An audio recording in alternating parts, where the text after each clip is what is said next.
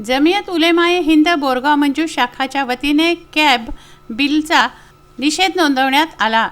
बोरगाव मंजू येथे शुक्रवारी नमाजानंतर गावातील मुस्लिम बांधव फारशी चौकात एकत्रित आले। फारशी चौक ते हायवे नंबर 6 येथील सद्गुरू पेट्रोल पंप पर्यंत शांतिपूर्ण मोर्चा काढण्यात आला।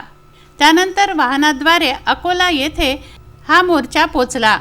अशोक वाटिकापासून ते जिल्हाधिकारी कार्यालयापर्यंत शांतिपूर्ण मोर्चा काढण्यात आला व जिल्हाधिकाऱ्यांच्या मार्फत राष्ट्रपतींना निवेदन देण्यात आलं।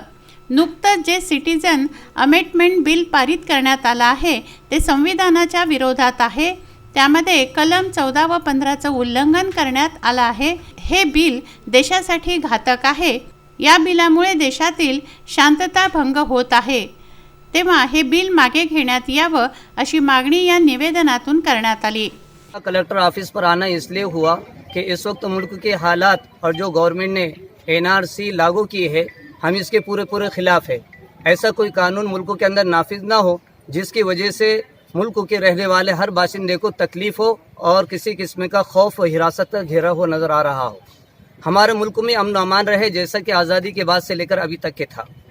इसलिए हमने कलेक्टर साहब को मेमोरेंडम दिया है ताकि गवर्नमेंट से अपील करे, गुजारिश करे कि यहाँ पर दोबारा मुल्क में वैसे ही अमन अमान बाकी रहे। यावेळी हजारोच्या संख्येने नागरिक मोर्चामध्ये सहभागी झाले। मोहम्मद शारिक, विदर्भ न्यूज, बोरगाव मंजू।